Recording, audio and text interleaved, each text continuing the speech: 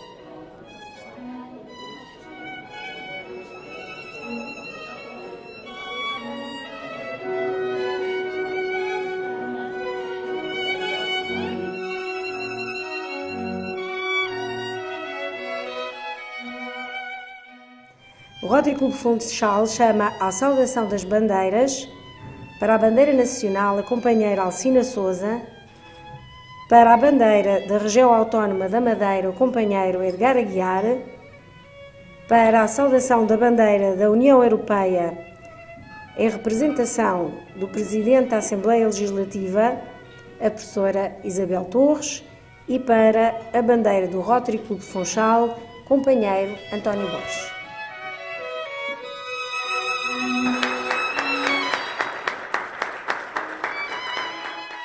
O orador convidado do jantar do Rotary Clube do Funchal foi o Dr. Silva Peneda, que classificou o atual momento político em que o país vive como sendo uma crise quase perfeita, devido a vários fatores, nomeadamente a moeda euro e o facto de Portugal ter instituições consideradas débeis.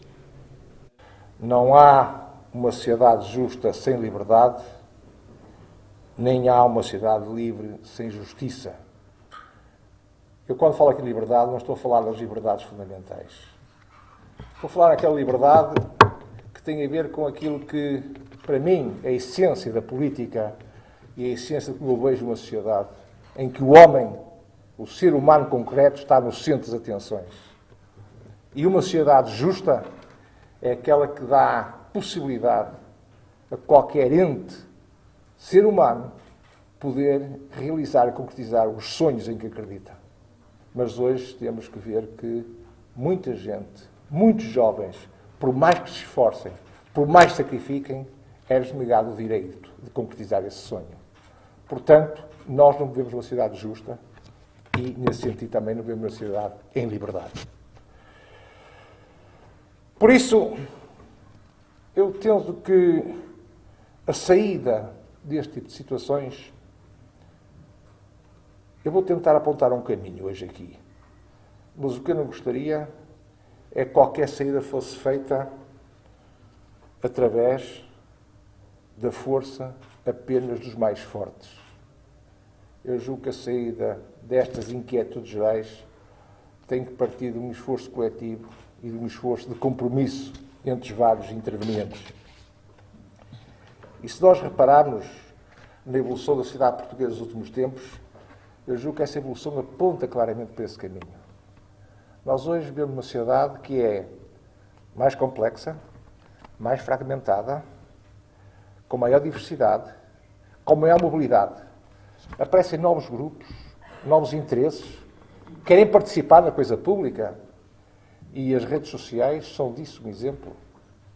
O poder político não pode ignorar esta realidade e, portanto, tem que criar formas que vejam que essas pessoas, essas entidades, esses interesses, participem também na coisa pública.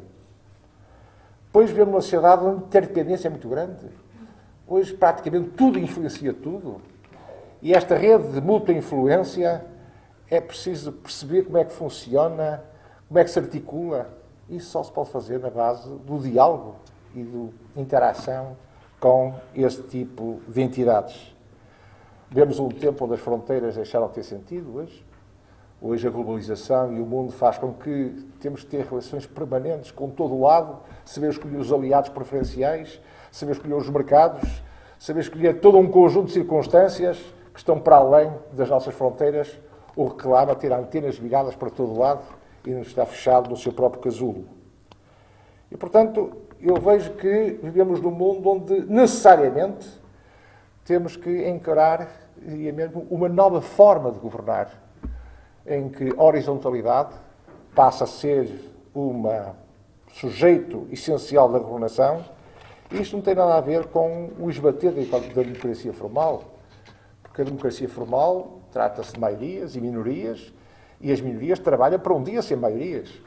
O que estou a falar nesta forma de diálogo que eu chamo estruturado não é buscar maiorias e minorias, mas é tentar ter soluções de compromisso entre os vários interesses envolvidos. Eu sei que em qualquer sociedade há conflitos, e a conflitualidade é própria de uma vida de uma sociedade. O que proponho é que essa conflitualidade não seja resolvida pela imposição, mas sim pelo compromisso entre as várias partes envolvidas.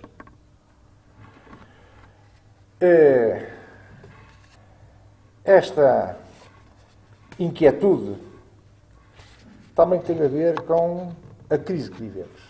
Baixamos agora à componente material. E é preciso que tenhamos consciência da origem desta crise. Começou por ser financeira, passou a ser económica, social e também política. A origem da crise é bem clara. A origem da crise tem a ver com o sistema financeiro. Foi o sistema financeiro que, a partir de determinada altura, deixou de fazer aquilo que era a sua função habitual e normal, que era financiar a produção, e começou a embredar-se por outros caminhos, a vender risco uns aos outros, em pacotes muito embrulhados, traz um sistema perigoso, em que, nesses pacotes bem embrulhados, normalmente havia lixo e pouco mais. Foi a ganância, é o termo, do sistema financeiro, conduziu a uma situação em que os Estados foram obrigados a funcionar como uma espécie de companhias de seguros para resolver ou tentar resolver a situação. E os Estados, para funcionar como companhias de seguros, não têm outra solução senão a ajuda dos cidadãos, através da cobrança de impostos ou através de cortes nas despesas, para resolver esse tipo de situação. Portanto, eu diria que esta crise não foi o mercado que falhou. Não. Quem falhou foi o sistema político. O sistema político não foi capaz de prever, não foi capaz de supervisionar, não foi capaz de fiscalizar, não foi capaz de punir. E, portanto, caminhamos, durante os últimos anos, por uma crise que alguns chamam sistémica. É uma crise claramente de contornos globais, mas não temos nem soluções globais, nem instituições globais para resolver esta crise. E eu diria, não as teremos, enquanto o poder político continuar capturado pelo sistema financeiro. Outra inquietude, toca-nos mais de perto, tem a ver com a Europa em que habitamos, mas fundamentalmente com a zona euro. O princípio desta crise no espaço da zona euro começou com a negação da natureza da crise. Os principais responsáveis políticos europeus disseram que a crise não era sistémica, que era uma crise pontual, de uns senhores lá do Sul que não trabalhavam, que são preguiçosos. Foi assim, com este discurso punitivo, os primeiros tempos que os responsáveis políticos europeus abordaram a questão. Nada mais errado. Se nessa altura se tivessem utilizado determinado tipo de instrumentos, seguramente a crise tinha sido mais barata e Portugal, concretamente, não estaria a sofrer tanto como sofreu em termos de sacrifícios pesados que caíram sobre nós. Podia provar isto, não é tempo hoje para, nos 80 anos, nos alongarmos sobre nos 80 anos de comemoração do Rotary de Funchal, alongarmos sobre esta questão. Eu tenho para mim que a questão fundamental da zona euro, e esta inquietude para mim é das mais preocupantes e angustiantes, é saber se é possível existir uma moeda única numa região com diferenças culturais tão distintas, diferentes olhares sobre o mundo, diferentes níveis de competitividade, se neste espaço é possível existir uma moeda única. E se a resposta política for sim, é possível, falta saber quais são os instrumentos quais são as políticas que possam fazer que esta zona seja uma zona de coesão territorial, regional, e não seja uma zona onde os mais ricos cada vez são mais ricos e os pobres cada vez são mais pobres. Isso seria a negação do projeto da moeda única. Nós estamos perante uma crise da zona euro, que é uma crise tipicamente federal, mas não temos nem soluções federais, nem instituições federais para resolver esta crise. A zona euro não tem um pensamento orgânico devidamente estruturado, não tem uma cabeça, nem tem os pilares fundamentais para funcionar como uma beira-zona onde existe uma única moeda. São muitas inquietudes, como estão a ver. E depois temos a inquietude mais geral, que não tem a ver com a zona euro, tem a ver com a Europa no seu todo. A Europa foi resultado de uma oração. Esta Europa que conhecemos resultou do fim da Segunda Guerra Mundial e houve uma oração. Muitos rezaram para que a guerra não voltasse mais ao continente europeu. E houve os senhores que tiveram a capacidade de transformar essa oração num projeto político, que durou os últimos 60 anos, em que a Europa foi criada na base de valores fundamentais, a liberdade, a democracia, a igualdade de todos perante a lei, o Estado de Direito, mas isto é uma Europa muito recente. A história da Europa é o contrário de tudo isto. A Europa viu sempre em guerras fratricidas uns contra os outros, dentro da própria Europa. Nunca houve um inimigo exterior à Europa. As guerras foram sempre dentro do próprio espaço europeu. E esse é o nosso passado. Ora, eu temo que nos últimos tempos esta ideia da coesão, esta ideia da criação deste sonho que há 100 ou 70 anos alguns dos nossos antepassados criaram para este projeto, neste momento esteja a ser fortemente esquecido. E, portanto, temo que essa oração que foi transformada em projeto político há 60 anos tenha verificado no esquecimento, o que é de todo contrário àquilo que foi o projeto de integração política e económica mais avançado que alguma vez o mundo conheceu. Mas eu penso que nós temos que também, agora pensar nas perspectivas de saída, aprender com os erros do passado. E os erros desta crise mostram-nos algumas coisas que não podemos voltar a repetir. Desta crise resulta, para mim, 3 ensinamentos fundamentais. Primeiro desses ensinamentos é que a época chamada, se calhar incorretamente, o termo devia ser este, neoliberal, a ideia de que os mercados resolviam tudo, é uma ideia que não provou. Eu julgo que estamos num tempo onde precisamos de políticas públicas fortes e Estados não grandes, mas Estados fortes no que tem a ver com os aspectos regulamentares e nos aspectos de fiscalização e de supervisão daquilo que se passa nos mercados. Este é um caminho que parece-me claro, nos tempos mais próximos deve ser perseguido. O segundo tem a ver com a transparência. Tudo o que se passa a nível dos sistemas financeiros deve ser muito mais transparente e nós não podemos estar sujeitos a ter surpresas um dia de manhã quando acordarmos com notícias que ninguém pensava no dia anterior que podiam ser acontecidas. O que significa que a economia tem que ser permanentemente escrutinada, avaliada, auditada. São os vetores que eu retiro como conclusão dos erros do passado. Possíveis saídas do nosso país. Todos conhecem, quem mais atentos, a minha posição sobre o programa da Troika e os vícios. Eu disse isto aos senhores membros da Troika, eles conhecem a minha posição. Desde o princípio que eu entendi que aquele programa informava de erros graves, de não conhecer ou não ter em conta realidades específicas da nossa situação e da nossa economia.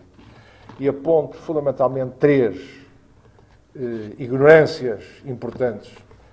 Desde logo, o programa ignora um aspecto que é muito nosso, o elevadíssimo nível de endividamento das famílias e das empresas em Portugal. Segundo, ignora os desequilíbrios profundos, estruturais do nosso tecido produtivo, assente fundamentalmente em pequenas e médias empresas. E terceiro, o peso e a importância do mercado interno no emprego, no mercado de trabalho.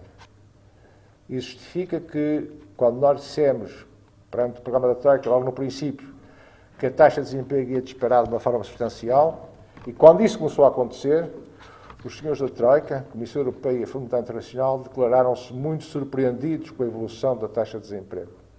Eu respondi-lhe que surpreendido estava eu, porque era evidente que isso ia acontecer, porque eles não tiveram e nem mediram o peso do mercado interno na forma como isso iria ter reflexo no mercado de emprego. Mas a questão mais importante é que eu não acredito que programas de curtíssimo prazo, 2 anos, possam resolver problemas estruturais da nossa economia. O modelo económico que durou até 2011, temos que dizer com clareza, esgotou. O modelo assente na construção civil, nas obras públicas, no consumismo baseado num crédito ilusoriamente fácil e na ideia de que com o aumento da despesa pública se cria emprego, é um modelo que pertence ao passado. E, portanto, temos que construir um novo modelo. Um modelo assente na produção de bens transacionáveis, que foi esquecido, apostou-se mais nos transacionáveis. O contrário, quer dizer, devemos apostar agora num modelo que aposta nos bens transacionáveis e não nos não transacionáveis, tirando partido do valor acrescentado e das nossas vantagens competitivas. Ora, isto não se constrói em projetos de 2 anos. Isto demora uma década e exige uma visão, a tal visão de médio e longo prazo e não visões de curto prazo. E, portanto, juntamente com os parceiros sociais, nós fizemos uma coisa original.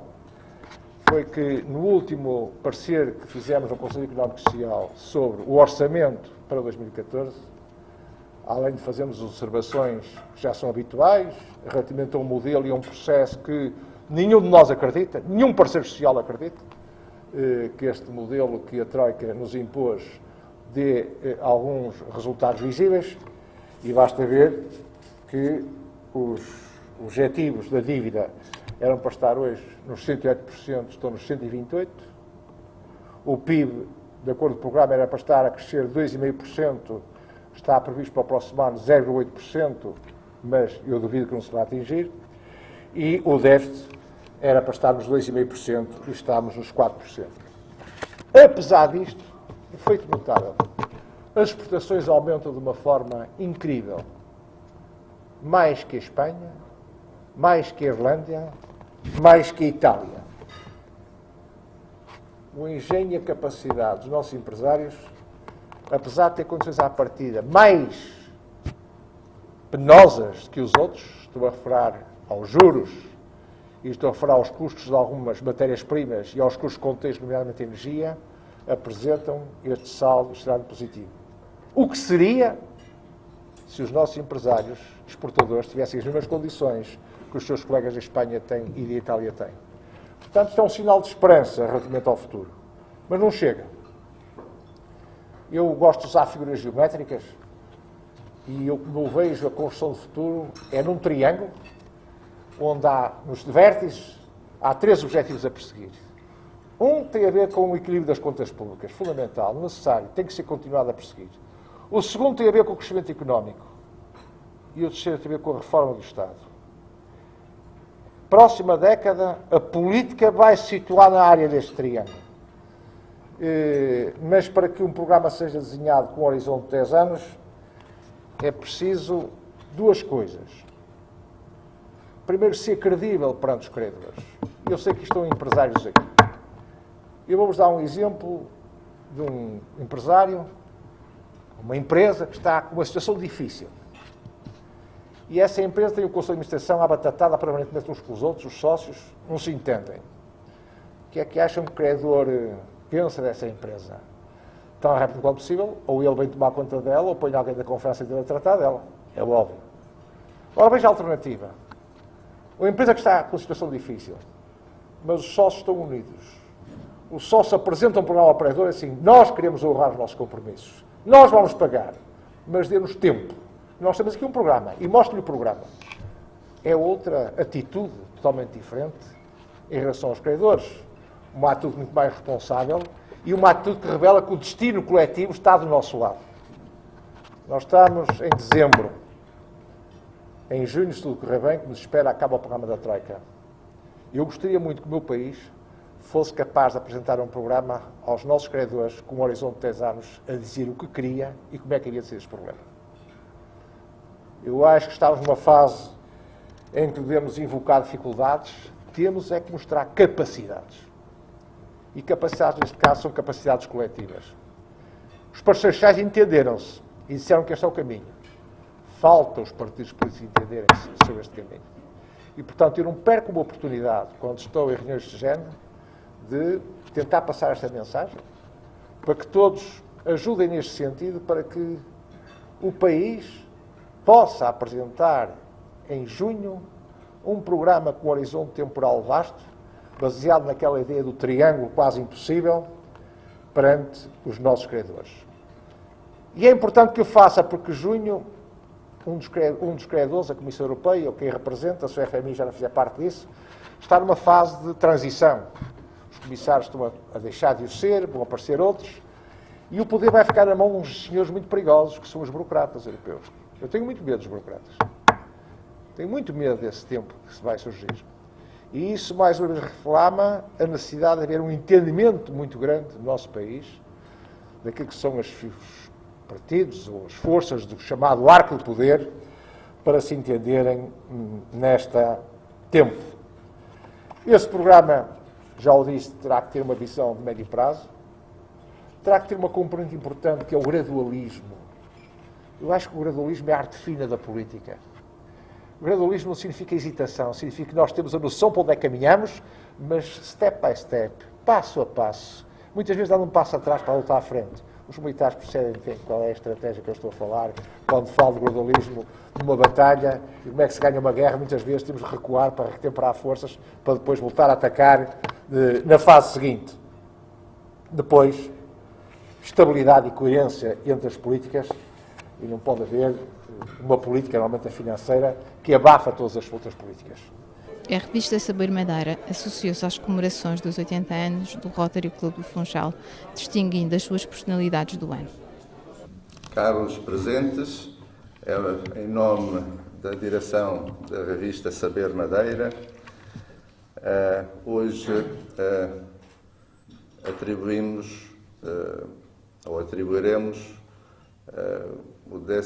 pelo 16º ano consecutivo os prémios Personalidade do Ano nas 3 áreas escolhidas e habituais, na área política, área empresarial e lúdico-cultural. São 16 anos, 192 edições mensais e consecutivas de um projeto plural, generalista, que sempre tem como seu principal objetivo o leitor, orientado para os grandes objetivos de proporcionar momentos de lazer, leitura interessante e informação. Os galardoados da revista Saber Madeira foram Paulo Cafufo como personalidade do ano na área política, Evelino Farinha como personalidade do ano na área empresarial e Dino Gonçalves como personalidade do ano na área lúdico-cultural. É com muita honra que, na verdade, recebo esta distinção. Eu que até há bem pouco tempo não era político e agora recebo a distinção de político do ano. De uma forma informal, tenho que vos dizer, com a cotação que os políticos têm na praça pública, não sei se isto será a melhor distinção para alguns. Mas, a meu ver, obviamente, eu considero a política uma forma de servir.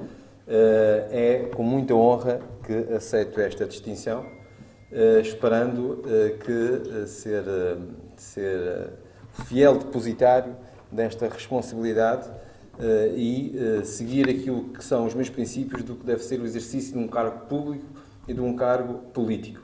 Se bem que o meu melhor prémio será o reconhecimento dos meus munícipes pelo trabalho que efetivamente quero e desejo realizar à frente da cidade do Funchal.